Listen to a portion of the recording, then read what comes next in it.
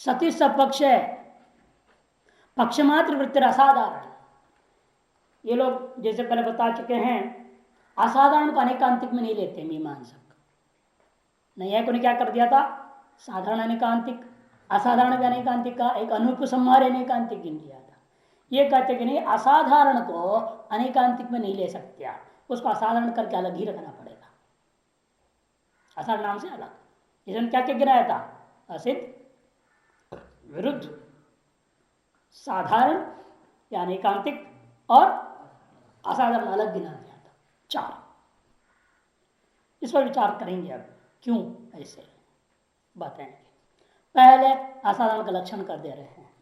सपक्ष सती, सपक्ष तो है किंतु हेतु सपक्ष पक्ष मात्र वृत्ति हो रहा है, सपक्ष वृत्ति नहीं हो रहा है। ऐसा जो है तो सपक्ष तो है निश्चित साध्य वाला, लेकिन वह हेतु नहीं रहता है, विपक्ष में भी नहीं रहता है, किंतु पक्ष मात्र में रहता है। ऐसे हेतुओं को क्या कहेंगे हम, साधारण अनेकांतिक। नैयायिकों के हिसाब से, मीमांसकों के हिसाब से साधारण नाम का अलग ही हेत्वाभास है। दृष्टांत, नित्या भू गंधवत्पात, भू नित्या, पृथ्वी कैसी है, नित्य है, क्यों, गंध वाली होने से कह दिया। केचित पुनराहु असाधारणों पे अनेकांतिक का ये आ गया ना बात। केचित बना नहीं है, लोगों का कहना है कि असाधारण को अनेकांतिक कोटि में ले लीजिएगा करके। यथा खलो अन्वयस्य विपक्षे वर्तन वर्तनाद प्रमेत्व से विचारितम एवं व्यक्ति के व्यतिरेक स्वस्थानभूतम विपक्षम अतिक्रम्य सर्वेषु सपेक्षेषु वर्तमानाद गंधवत्व से विचारितम अस्ति। क्योंकि व्यभिचार का मतलब क्या होता है, व्यभिचार दो प्रकार की है, एक अन्वय व्यभिचार, एक व्यतिरेक व्यभिचार। ऐसा नैयायिकों का कहना है, और ये लोग व्यतिरेकों को व्यभिचार नहीं मानेंगे, मीमांसक। देखिए क्या युक्ति देते हैं, इनका कहना है अन्वय का व्यभिचार का मतलब क्या होता है, पहले समझाओ। व्यभिचार का मतलब है जो जहां होना चाहिए वहां न रहकर वहां से हटकर दूसरी जगह चला जाए, स्वस्थान से हटकर दूसरे स्थान में चले जाना। अब लोग व्यवहार में क्या है, आदमी व्यभिचारी कहते, क्या व्यभिचारी का मतलब क्या है, वो अपने पत्नी को छोड़कर दूसरा औरत में चला गया, व्यभिचारी है। स्वस्थान को छोड़ दिया, उसका अपना भोग का स्थान कौन है, अपनी पत्नी, उसे छोड़ दूसरी औरत में गया, व्यभिचारी हो गया। तो स्त्री भी ऐसे ही व्यभिचारी नहीं होती है तब जब उसके भोग स्थान कौन है, अपना पति, उसे छोड़कर दूसरे पुरुष के पास चली गई, व्यभिचारी नहीं है। तो स्वस्थान का अतिक्रमण कर देने का नाम व्यभिचार, सामान्य नियम है लोक व्यवहार में। इस तरह से अन्वय का व्यभिचार होना, उसको हम क्या कहते हैं, साधारण अनेकांतिक। हेतु सपक्ष में होना चाहिए, है वहां नहीं हुआ, उसको हम कहते हैं साधारण अनेकांतिक। साध्याभाव अधिकरण में हेतु चला गया। देखो, अन्वयस्य विपक्षी वर्तना, अन्वय कहाँ है, विपक्ष में भी चला गया। विपक्ष का मतलब साध्याभाव अधिकरण में चला गया। निश्चित साध्याभाव का अधिकरण का नाम विपक्ष है, वहां चला गया। अन्वय का विपक्ष में होने का नाम ही व्यभिचार। जैसे आपका दृष्टांत कौन था, प्रमेयत्व। तो प्रमेयत्व क्या है, अन्वय।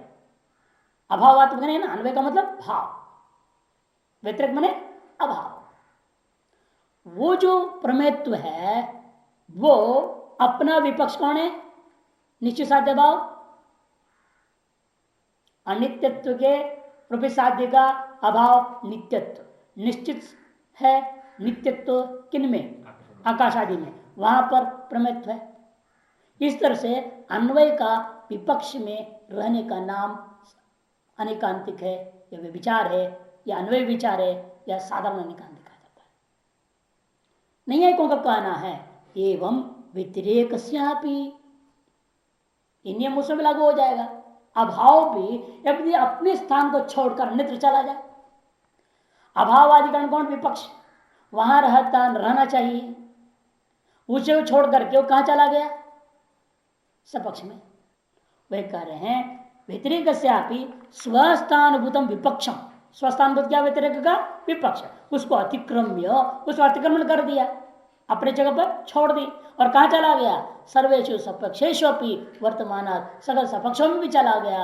ऐसे होने से गंधवत्व से व्यभिचारित्व मस्ती, गंधवत्व भी व्यभिचारी मानना पड़ेगा।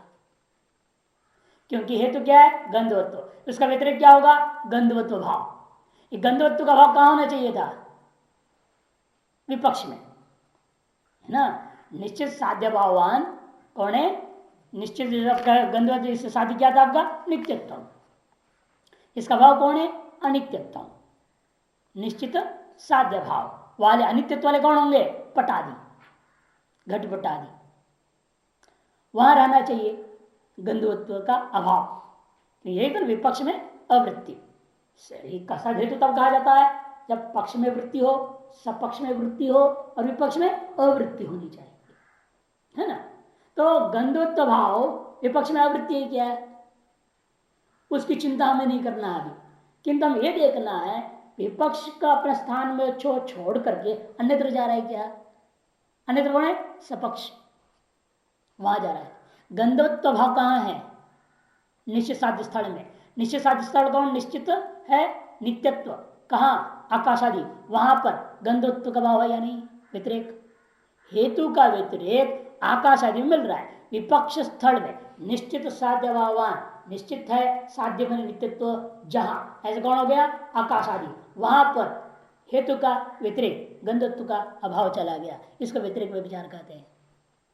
और कहते सपक्षेश वर्तमानत्वात्, और सगल सपक्षों में चला गया। सपक्ष कौन है? जितने भी निश्चित साध्यवान उनमें चला गया गंधत्व भाव। तो विपक्षम अतिक्रम्य, विपक्ष का अतिक्रमण करके सकल सपक्ष वर्तमानात् गंधत्व से विचारित मस्ती, ऐसा कौन कह रहा है? नहीं आए कहता है। हेतु का व्यतिरेक लेना, इसलिए हमेशा साध्य का व्यतिरेक नहीं, हेतु का व्यतिरेक। हेतु का व्यतिरेक मैंने अभाव, मैंने गंधत्व का अभाव। अपने विपक्ष रूप क्षेत्र का अतिक्रमण करके, अपना विपक्ष रूपी क्षेत्र का अतिक्रमण करके सपक्षों में रह जाता है, तब वह हेतु को भी हम व्यभिचारी मानते हैं। अतः गंधवत्व हेतु क्या हो गया? व्यभिचारी हो गया। क्योंकि गंधवत्व का व्यतिरेक जो है विपक्ष को छोड़ करके कहां चला गया? सपक्ष में रह गया। गंधत्व व्यतिरेक कहां होना चाहिए? विपक्ष में होना चाहिए था, लेकिन वो अपने वहां छोड़कर कहां चला गया? सपक्ष में रहने लग गया। नित्य नित्य अधिकरणों में गंधत्व का भाव है आकाश आदि में, इसे रहना चाहिए हेतु का अभाव विपक्ष में, लेकिन कहां रह रहा है अभी वो हेतु का अभाव? सपक्ष में चला गया। इस व्यभिचार हुआ कि नहीं हुआ? जो जहां रहना चाहिए उसे छोड़ करके अन्यत्र चला जाता है, इसी का नाम व्यभिचार होता है। हमेशा हेतु का भाव कहां होना चाहिए? विपक्ष में। हेतु का भाव पक्ष सपक्ष होना चाहिए और हेतु का भाव विपक्ष में होना चाहिए। कोई भी सद हेतु इसका सामान्य नियम में अपना अपना स्थान है। हेतु का अन्वय का स्थान कौन है? पक्ष और सपक्ष। और हेतु के व्यतिरेक का स्थान कौन है? विपक्ष। धूम में देख लो, धूम कहाँ है? पक्ष पर्वत में। धूम कहाँ है? मानस में। दोनों में अन्वय है या नहीं? और हद में धूम है क्या? नहीं। हेतु का व्यतिरेक कहा रहता है इसलिए विपक्ष में। ये सदहेतु का नियम है। हेतु का व्यतिरेक विपक्ष में होना चाहिए। लेकिन अब यह गंधवत्व हेतु कैसा है? इसका जो व्यतिरेक है गंधवत्व का भाव, ये विपक्ष में छोड़ करके, अपना जगह को छोड़ करके कहां चला गया? सपक्ष रूपा नित्यत्व आकाश आदि में गंधवत्व का भाव चला गया। नित्यत्व का अधिकरण कौन है? आकाश आदि, वहां पर क्या है? गंधवत्व का अभाव है। ये गंधवत्व कहां रहती है? केवल पृथ्वी, वो है पक्ष आपका। उस बिन जितने भी नित्यत्व अधिकरण वो सपक्ष है, नित्य अनित्य का अधिकरण विपक्ष है। उन सभी में गंधत्व का भाव मिल जाएगा। विपक्ष में भी है गंधत्व का भाव। विपक्ष हम क्या लेंगे? अनित्य तो घटपटाई नहीं ले सकते हो, क्यों? सब हमारा पक्ष कोटि में आया। यहां लेंगे किसको? अनित्य अधिकरण। अनित्य जल, पृथ्वी, जल, तेज, वायु, ये सब क्या अनित्य है ना? साध्य है नित्यत्व, उसके अभाव अनित्यत्व, उसका निश्चित अधिकरण कौन हो जाएंगे? जल, तेज, वायु। वह गंधत्व रहेगा क्या? नहीं है। तो विपक्ष में भी गंधत्व का भाव तो है अपने स्थान में रह करके, लेकिन केवल अपने स्थान में रह रहा ऐसी बात नहीं है। उसको अतिक्रमण करके कहां चला गया? सपक्ष में भी चला गया। नित्यत्व अधिकरण आकाश आदियों में भी गंधत्व का भाव चला गया। ऐसा हेतु का व्यतिरेक कर जाने का नाम भी व्यभिचार है। उसको व्यतिरेक व्यभिचार कहते हैं। ऐसे कौन कह रहा है ये सब बात? नहीं आई। तब सिद्धांति मीमांसक जवाब देता है, सत्यं किंत्वन्वयस्यैव स्वस्थानादतिलंघनम व्यभिचारतया ख्यातम क्लिष्टस्तद उदितः क्रमः तेन साधारणस्यैव व्यभिचारित्वम् ईरितम हेत्वाभासांतरत्वेन चासाधारण ईरितः। पहले सिद्धांत अर्धांगीकार करते हुए कहते हैं, सत्य ठीक कह रहे हो, व्यतिरिक व्यभिचार का तुमने जो समझाया होता है ऐसे, लेकिन उसको हम हित्वाभास में नहीं गिनेंगे। व्यतिरिक व्यभिचार नहीं होते नहीं बोल रहे हम। मीमांसक देखिए कह रहे हैं हम व्यतिरिक व्यभिचार को निषेध नहीं करते हैं, इन व्यतिरिक व्यभिचार को लेकर के इस असाधारण को अनेकांतिक कोटि में तुम घुसाना चाह रहे, हित्वाभास कोटि में घुसाना चाह रहे हो, वो हम नहीं मानते। उसको अनेकांतिक हित्वाभास कोटि मत घुसाओ, उसको स्वतंत्र एक अलग ही हित्वाभास मानना है। क्यों? सत्यम किंतु अन्वयस्यैव स्वस्थानातिलंघनम, अन्वय का ही स्वस्थान से अतिलंघन माना जाएगा। उसी के अंदर व्यभिचारतया ख्यातम, व्यभिचार अन्वय व्यभिचार ही प्रसिद्ध है संसार में। व्यतिरेक जो हो रहा है इसको व्यभिचार रूपेण प्रसिद्धि नहीं है, क्योंकि ये बड़ा कठिन काम है। हेतु का पक्षवृत्ति, सपक्षवृत्ति, विपक्ष अवृत्ति, हेतु का सीधा सीधा लेना समझ में आती है, इन हेतु के अभाव क्यों ढूंढने जाएगा आदमी अनुमान जब करने वाला, कहाँ है कहाँ नहीं है, वो सपक्ष में है या नहीं। ये लंबी चौड़ी प्रक्रिया क्यों अपनाएंगे हम? क्योंकि व्यतिरिक व्यभिचार क्या होता है? साध्य भाव को लेकर के नहीं है ना, हेतु के अभाव को लेकर के है। हेतु का अभाव को व्यतिरिक का बोलते हो, वो क्या करते हुए विचार कर गया, वो कहा विचार किया, मतलब वो हेतु का अभाव होना चाहिए था विपक्ष में, और वो क्या कर गया, सपक्ष में चला गया हेतु का अभाव, इसको व्यभिचार करते हो। ये उल्टी प्रक्रिया अनुमान में कहीं भी प्रसिद्ध नहीं है। तद उदित क्रम क्लिष्ट, आपके द्वारा कथित जो प्रक्रिया है उल्टी प्रक्रिया, हेतु भाव को विपक्ष व स्वस्थान से छोड़ करके सपक्ष में जाने को ढूंढने का लाभ ही क्या है? अनुमान की सिद्धि में ये उल्टी प्रक्रिया नहीं जाई जाती है कि सीधे सीधे हेतु को देखा जाता है, हेतु कहाँ है कहाँ नहीं है। पक्ष सपक्ष में होना चाहिए, विपक्ष में नहीं होना चाहिए, उतना ही देखा जाता है। ये उल्टा नहीं करेंगे हम, हेतु के अभाव कहाँ कहाँ है ये ढूंढने के लिए कौन प्रयास करेगा? इतना अधिक प्रयास करने गौरव प्रयास है। किसी शास्त्रार्थ में किसी को परास्त करने के लिए इतना लंबी चौड़ी प्रक्रिया अपनाने की जरूरत नहीं पड़ती है। इसीलिए व्यतिरेक को लेकर के व्यभिचार हम मानते ही नहीं है, दुनिया में भी प्रसिद्ध नहीं है। तेना साधारण सैव विचारितम ईरितम, इसीलिए साधारण जो अनेकांतिक है उसी को हम मीमांसक लोग व्यभिचारी नाम से कह देते हैं।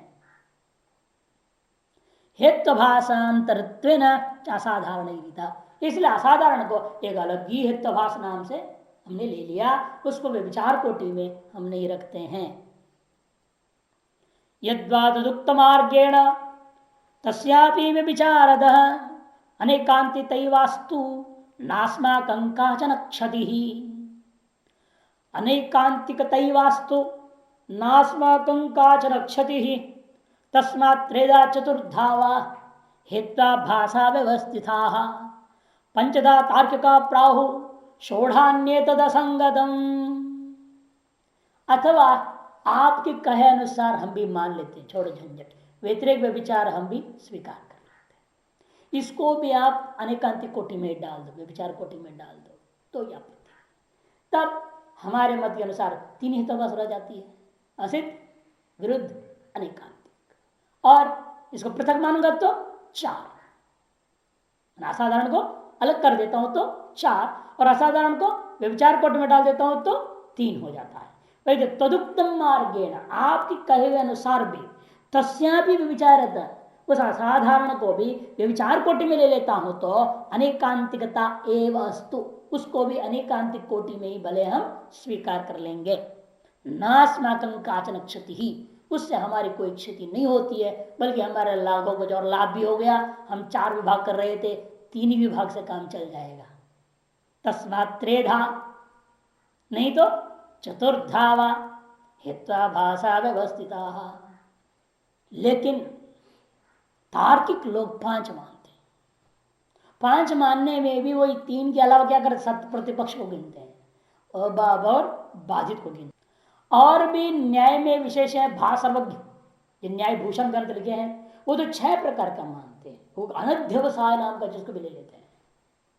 वही किनारे पंचदा तार्किका प्राहु षोढ़ अन्य तद असंगतम।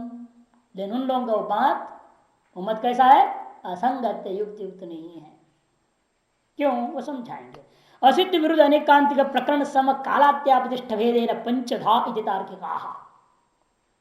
असिद्ध विरुद्ध अनेकांतिक प्रकरण सम ने सत प्रतिपक्ष और कालात्यापतिष्ठ ने बाधित, इनके भेद के द्वारा 5 प्रकार का ऐसे तार्किक कहते हैं।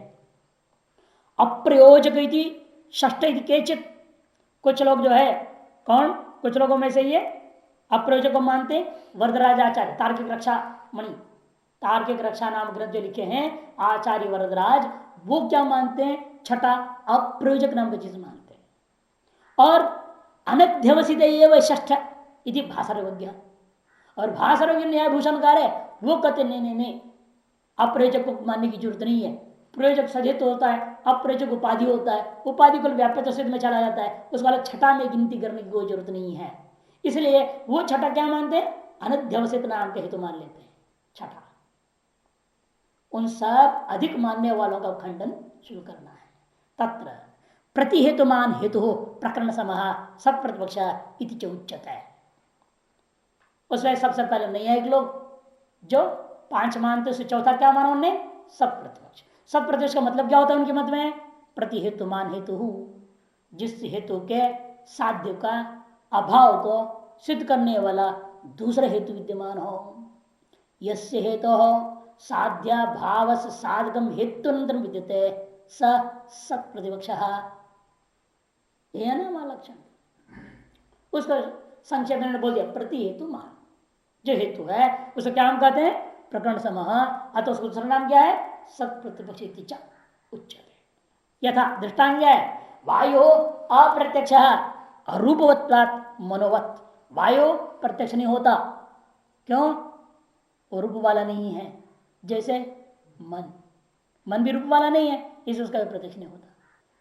तब किसने कहा नहीं वायु प्रत्यक्ष है, ठीक हो ना, साध्य भाव। अप्रत्यक्ष भाव क्या है, प्रत्यक्ष।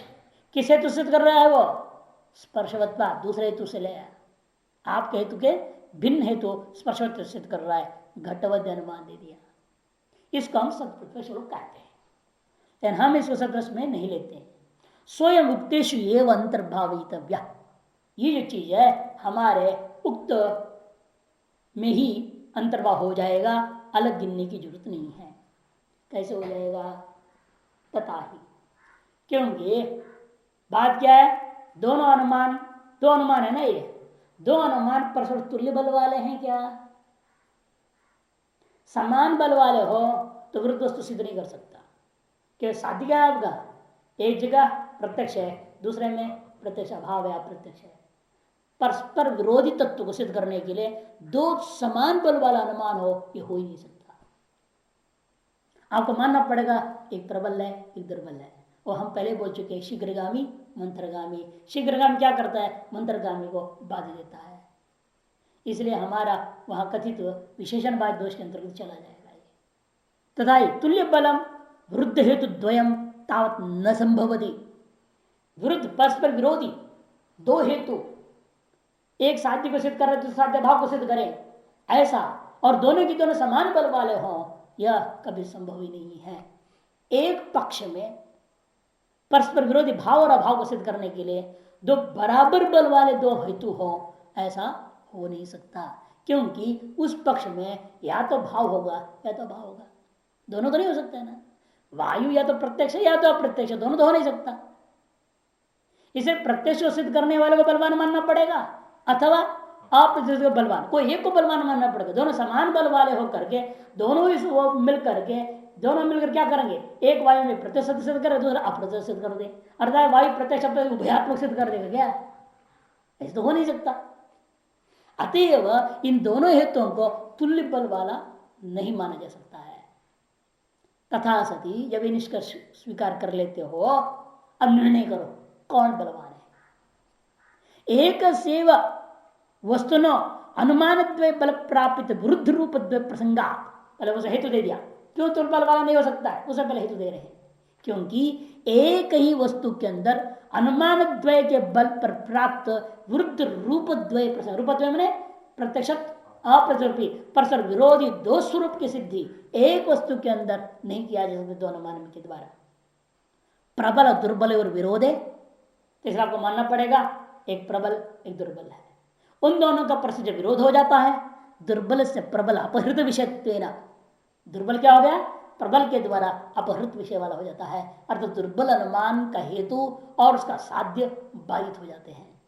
तब बाधित विशेषणत्व अभिन्नम, तो इसको हम किस कोटि में लेंगे, बाधित विशेषणों में। पक्षाभासों में गिनती किया था ना, बाधित विशेषण जिसका, बाधित विशेषण रूपा पक्षाभास कोटि में ही ये चला जाएगा, इसलिए इसको सब प्रतिशत अलग मानने की जरूरत नहीं। बाधित विशेषणत्वाभिधम पक्ष दूषण में, पक्ष दूषण है पक्षाभास कोटि में ही यह हेतु चला गया। किम हेत्वाभास अंतर्गतया, इसके पृथक हेत्वाभास मानने की क्या जरूरत है, अर्थात जरूरत नहीं है। ननु हेतु और विशेषण विशेष अनवगम वेलायाम आभिमानिक तुल्य बलत्व संभवात तादात्मिकम प्रकरण समत्व, कहते हैं प्रकरण समता तुल्य बलता दोनों में समता, मतलब ये भी अपने सिद्ध कर रहे हैं, प्रकृष्ट करण मान रहा है, प्रकृष्ट कर्ण समत्व, प्रकरण समत्व मैंने प्रकृष्ट हेतु के समत्व है, इसलिए इसका नाम प्रकरण सम हो गया। कर्ण मैंने हेतु साधन, प्रकृष्ट दोनों अपने अपने जगह पर अपने महान है, हेतु दोनों और दोनों समान है, अपने अपने साथ सिद्ध करने में सक्षम है, न तुल्य बल वाले हैं। पूर्व पक्ष का यहां नहीं आया, कहता है हम इन दोनों को ये तुल्य बल मानेंगे, इन दोनों करणों की समत्व है इनमें। किस आधार पर मानोगे, जब हेतुओं के विशेष अनवगम वेलायाम, कौन सा हेतु दुर्बल है कौन सा हेतु प्रबल है, ये विशेष अवगम जब न रहता हो स्थिति में, मन स्पर्शवत्व प्रबल है या रूपाभावत्व प्रबल है, कौन सा प्रबल है कौन सा दुर्बल है, ये जब निर्णय ना हो उस स्थिति में क्या करोगे आप, दोनों का समान बल मानना पड़ेगा, दोनों लड़ रहे हैं मानना पड़ेगा। क्योंकि वायु का लक्षण में क्या है, रूप रहित सती स्पर्शवत्तम, रूप रहितत्व भी वायु में है, स्पर्शवत्व भी वायु में नहीं, ऐसे तो कह नहीं सकते, इसे दोनों ही बराबर बल वाले हैं। इनमें भी कौन सा प्रबल है, तो प्रबल कौन होगा, भाव प्रबल होता है, अभाव प्रबल नहीं है, क्योंकि अभाव पे वस्तु का साधक नहीं होता है, भावी वस्तु के स्वरूप का साधक होता है। ये तो बात की बात आई ना कथा, स्पर्शवत्व इसलिए क्या हो गया, प्रबल हो गया, अस्पर्शवत्व रूप रहितत्व दुर्बल हो जाता है। लेकिन जब तक ये वस्तु इस तरह का निश्चय नहीं हुआ है, स्पर्शवत भाव होने से प्रबल और रूपाभावत्व अभाव होने से वस्तु स्वरूप का साधक नहीं है, अतएव दुर्बल है, ये बात जब तक तय नहीं हुआ उस समय तक तो प्रकरण समान होगा। पूर्व पक्ष नहीं है, कहता है हेतु विशेष अनवगम, हेतु का विशेष बलाबल का जब तक निश्चय नहीं हुआ है तब तक वेलायाम तार्शकाल पर्यंत आभिमानिक तुल्य बलत्व संभवात, दोनों अनुमान करने वाले अपने अपने अभिमान पूर्वक से तुल्य बलता स्वीकार कर देंगे। तादात्मिकम मैंने उतने काल पर्यंत प्रकरण समत्व मान सब हेतु को मानना पड़ेगा, ऐसा नहीं हो सकता। तदापि बाधित विशेषण संदेहावस्था भवतु, तब भी क्या होगा, उस बाधित विशेषण में संशय तो बना हुआ है ना, आपके साध्य तब तक भी, मतलब जब तक हेतु का बलाबल निश्चय नहीं हुआ, इसका मतलब क्या, हेतु के बलाबल में संशय है, हेतु के बलाबल में संशय होने से उन हेतुओं का साध्यों में भी संशय माननी पड़ेगी, साध्य में संशय मान लिया तो उन विशेष साध्य क्या होता है हमेशा, पक्ष का विशेषण, उस विशेषण में संशय हो गया, अर्थात संदिग्ध बाधित विशेषण हो गया, निश्चित बाधित विशेषण नहीं है। जिससे बलाबल का निर्णय हो गया तो इसको निश्चित बाधित विशेषण कोटि में डाल देंगे, और जब तक निश्चय नहीं हुआ है तब तक इसको संदिग्ध बाधित विशेषण कोटि में चला जाएगा।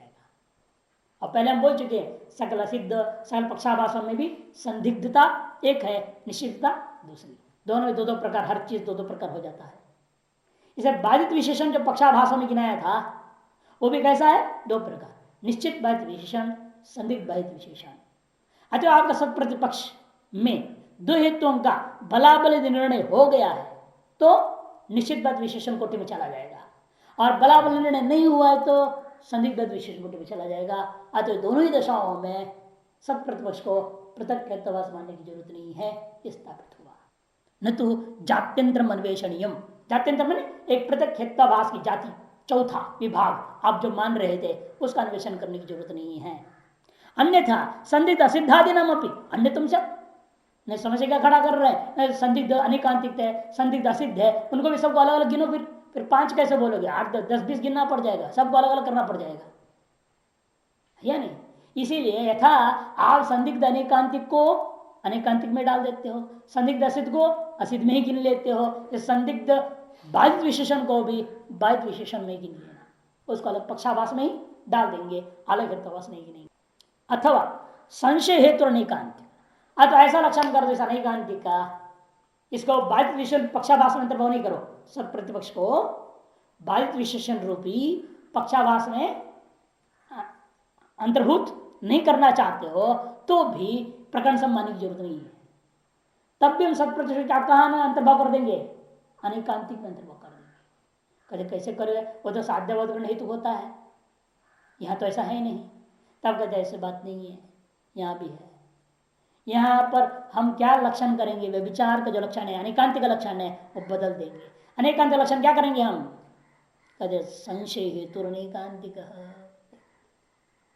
जहाँ हेतु का संशय है, संशित हेतुओं को अनेकांतिक कह दो, तो यहाँ भी संशित हेतु या नहीं, ये बलवान है कि वो बलवान है, रूप भावत्व बलवान है या स्पर्शत्व बलवान है, ये संशित है, अभी संशित होने से ये संशित अनेकांतिक में चला जाएगा। इसे अनेकांतिक लक्षण क्या कर, साध्य वृत्ति ऐसा नहीं लेना, सीधा लक्षण कर दो संशित हेतु अनेकांतिक, बस तब ये सत्य प्रतिपक्ष भी अनेकांतिक कोटि में अंतर्भाव होगा। इसीलिए सत्य प्रतिपक्ष या तो पक्षाभास भी बाधित विशेषण में अंतर्भाव कर दो अथवा अनेकांतिक में अंतर्भाव होगा, तब भी पृथक नहीं मानना। संशय हेतु अनेकांतिक अनेकांतिक लक्षण आश्रियते, साधारण धर्माद असाधर्माद विप्रतिपत्ति से संशय भवति। संशय कब होता है, साधारण धर्म से भी संशय हो सकता है अथवा असाधारण धर्मों को लेकर के भी संशय हो जाता है। यथा साधारण दृष्टांत देते हैं, ऊर्धत्व रूपी सामान्य धर्म को लेकर के स्थानो हुआ पुरुषो हुआ, ये कैसे हुआ, क्योंकि ठूंठ कैसा होता है, सीधा खड़ा है, दो उसके डालियों हैं, पेड़ सूखा पेड़, उसके दो डालियों हैं, अलग तक कोई आदमी खड़ा है, भूत खड़ा है लंबा चौड़ा। ऊर्धत्व रूपी साधारण धर्म को लिया, हस्त प्रसारण रूपी साधारण धर्म को ले लिया, उसको लेकर स्थानों में पुरुषत्व की भ्रांति हो गई, स्थान पुरुषो वा ऐसा संशय भी होगा, साधारण धर्म को लेकर के होगा। और असाधारण गंधवत्वाद पृथ्वी नित्यानित्या, गंधवत्व रूपी असाधारण धर्म है, उसको लेकर पृथ्वी में संशय हो गया, पृथ्वी नित्य है या अनित्य है, या नहीं, ये हो गया असाधारण धर्म को लेकर संशय होना, दोनों तरह संशय हो सकती है। उसी प्रकार यहां पर भी सब प्रत्यक्ष हो रहा है ना आपका, इति तत्र विप्रतिपत्ति हेतु का संशय, कहने का मतलब विप्रतिपत्ति का कारणभूत वस्तु का नाम ही संशय है। प्रतिसाधन प्रयोगे प्राप्त अनेकांतिकेषु एवं प्रकरण समंतर्भावितव्य, इसे प्रतिसाधन प्रयोग में भी यही स्थिति हो रहा है, इसलिए अनेकांतिकों में ही प्रकरण सम को अंतर्भाव कर दिया जा सकता है। क्योंकि शब्दों नित्य श्रवणत्वात्, शब्दों अनित्य कृतत्वात्, यह आपका है न्यायिकों का दिया हुआ अनुमान। इनमें दूसरे थी वायु को लेकर के, वायु प्रत्यक्ष स्पर्शोत्वाद, वायु अप्रत्यक्ष रूपरहितत्वाद, ये उन्होंने दिया था मनोवत करके, तो उनका अनुमान लेते हैं तो शब्दों नित्य श्रवणत्वाद, शब्दों अनित्य कृतत्वाद, ये सब प्रत्यक्षों का दृष्टांत है। वहां पर वाक्यों को सुनकर शब्द नित्य है या अनित्य है, शब्द नित्य है या अनित्य है, ये संशय हो रहा है। क्यों, उसके असाधारण धर्म आपने बताया, शब्दत्व और कृतत्व, शब्दत्व रूप और नहीं, श्रावणत्व और कृतगत्व रूपी असाधारण धर्मों को लेकर के शब्द में नित्यत्व और अनित्यत्व का संशय हो गया। इसलिए हेतु संशय हेतु होने के कारण से ये भी अनेकांतिक कोटि में चला जाएगा। इस विषय में जो आचार्य दिग्नाग साफ कहते हैं, बौद्धों ने स्वीकार किया, अनित्य शब्द कृतगत्वात् घटवत्, नित्य शब्द श्रवणत्वात् शब्दत्वत् इति उभयो संशय हेतुत्वात् दोपि एतौ एको अनेकांतिक समुदितो एव वा। ये दोनों के दोनों भी अनेकांतिक हो सकते हैं, अतः दो में से एक जरूर अनेकांतिक है, इसलिए इसको अनेकांतिक कोटि में डालना चाहिए, ऐसा बौद्ध लोगों ने भी स्वीकार किया है। और मीमांसकों में पार्श्व मिश्र का प्रमाण दे रहे हैं, अनेकांतिक द्विविधम सब विचारम सब प्रतिसाधन। उन्हें क्या कर दिया, अनेकांतिक दो भाग कर दिया, सभी विचार और सब प्रतिसाधन वाला, विरोधी हेतु वाला।